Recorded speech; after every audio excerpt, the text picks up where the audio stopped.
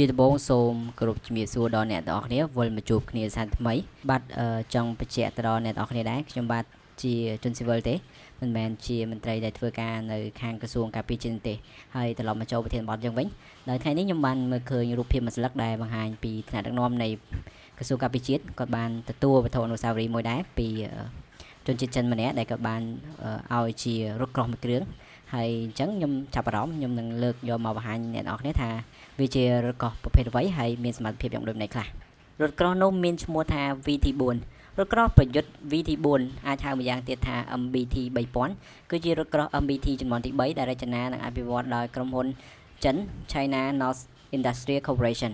ការផលិតរថក្រោះនេះក្នុងគោលបំណងជាចម្បងសម្រាប់ទីផ្សារនាំចេញរថក្រោះ VT4 រួមបញ្ចូលនៅឧបករណ៍បច្ចេកវិទ្យាកម្រិតខ្ពស់និងសមត្ថភាពនៃការគ្រប់គ្រងការបាញ់ហើយផ្ដល់នូវការបង្កើនអំណាចនៃការប្រយុទ្ធនិងការការពារដល់កងកម្លាំងទាហាននៅក្នុងសមរភូមិគំរូ MBT 3000ដំបូងត្រូវបានបង្ហាញនៅឯការតាំងពិព័រណ៍ការពារជាតិ Eurostar 3 2012នៅទីក្រុងប៉ារីសប្រទេសបារាំងខណៈដែលរូបរាងពិតនៃ VT4 ត្រូវដាក់ឲ្យបង្ហាញនៅឯពិព័រណ៍អាកាសចរនិងអវកាសអន្តរជាតិចិន2014នៅទីក្រុង Zhuhai ប្រទេសចិនការរចនារថក្រោះប្រយុទ្ធ VT4 នៅផ្នែកក្បាលរថក្រោះ VT4 MBT គឺបានសាងសង់ឡើងដោយពាសដៃតាន់មិនបញ្ចូលគ្នាទាំងអស់ទម្ងន់សរុបរបស់រថក្រោះនេះប្រហែល 5.2 តោនប្រវែង 10.1 ម៉ែត្រទទឹង 3.44 ម៉ែត្រនិងកម្ពស់ 2.7 ម៉ែត្រនៅក្នុងរថក្រោះនេះមានទាហានចំនួន3នាក់អ្នកបើកបរផ្នែកខាងមុខរថក្រោះផ្នែកកណ្ដាលក្រោមក្បាលរថក្រោះមេបញ្ជាការស្ថិតនៅផ្នែកខាងស្ដាំនៃក្បាលរថក្រោះចំណែកឯអ្នកបាញ់កាំភ្លើងស្ថិតនៅផ្នែកខាងឆ្វេងនៃក្បាលរថក្រោះជាមួយប្រឡោះចេញរៀងៗខ្លួនក្រៅពីនេះមានបំពាក់នៅម៉ាស៊ីនត្រជាក់បំពង់ពន្លត់អគ្គិភ័យប្រព័ន្ធទប់ស្កាត់ការផ្ទុះ Explosion Suppression System ប្រព័ន្ធអាវុធរថក្រោះប្រយុទ្ធ VT4 ត្រូវបំពាក់ដោយកណ្ដុងបាញ់ 125 មីលីម៉ែត្រមានមុខងារកំទេចរថពាសដែករថក្រោះប្រយុទ្ធស្រូវកងកម្លាំងថ្មើរជើងទីតាំងយោធាយានជំនិះទាហានធុនស្រាលនិងឧទ្ធម្ភាគចក្រហោះហើរទាបកណ្ដុង 125 មីលីម៉ែត្រអាចបាញ់គ្រាប់បំពាក់ក្បាលគ្រាប់ទម្លុះដែក APF FDF ក្បាលគ្រាប់ប្រឆាំងរថក្រោះដែលមានការផ្ទុះខ្លាំង High Explosive គ្រាប់កាំភ្លើងធំផ្លោងនិងមីស៊ីលនាំផ្លូវវាអាចបាញ់គ្រាប់ប្រឆាំងរថក្រោះបានចម្ងាយអតិបរមា 5 គីឡូម៉ែត្រក្រៅពីកាំភ្លើងធំ 125 មីលីម៉ែត្ររថក្រោះ VT4 បំពាក់ដោយកាំភ្លើងយន្តប្រឆាំងយន្តហោះ 12.7 មីលីម៉ែត្របញ្ជាពីចម្ងាយនិងកាំភ្លើងយន្ត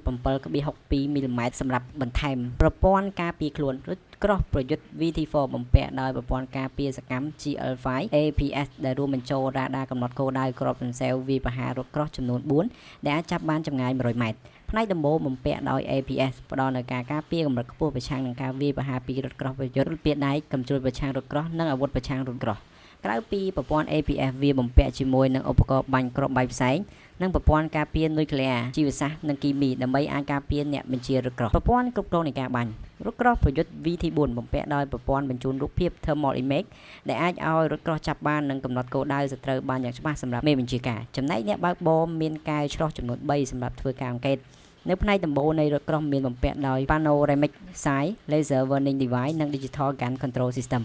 ដែលអាចឲ្យរថក្រោះប្រតិបត្តិការបានទាំងយប់និងទាំងពេលថ្ងៃរួមជាមួយវាមានបំពាក់នៅប្រព័ន្ធ Digital Communication ដែលជួយដល់ដំណើរការរបស់មេបញ្ជាការក្នុងការគ្រប់គ្រងមុខងារនិងការទំនាក់ទំនងម៉ាស៊ីននិងការបម្លាស់ទីរថក្រោះប្រយុទ្ធ VT4 ត្រូវបំពាក់ដោយម៉ាស៊ីន Turbo Charge កម្លាំង 1200 សេសប្រើប្រាស់លេខអូតូនិងប្រព័ន្ធ Torsion Bar ផ្ដល់នូវភាពងាយស្រួលចល័តក្នុងស្ថានភាពផ្លូវរថក្រោះនេះអាចបង្កើនល្បឿនអតិបរមា 70 គីឡូម៉ែត្រក្នុង1ម៉ោងនៅលើផ្លូវ Highway និងល្បឿន 50 គីឡូម៉ែត្រក្នុង1ម៉ោងនៅក្នុងផ្លូវជនបទហើយវាអាចបើកបរបានចម្ងាយអតិបរមា 500 គីឡូម៉ែត្រវាអាចឡើងជម្រាល 30 ដឺក្រេនិងឧបសគ្គបញ្ឈរ 1.2 ម៉ែត្របានជាចុងបញ្ចប់សូមអរគុណអ្នកនរគ្នាដែលបានតាមដានស្ដាប់យ៉ាងយកចិត្តទុកដាក់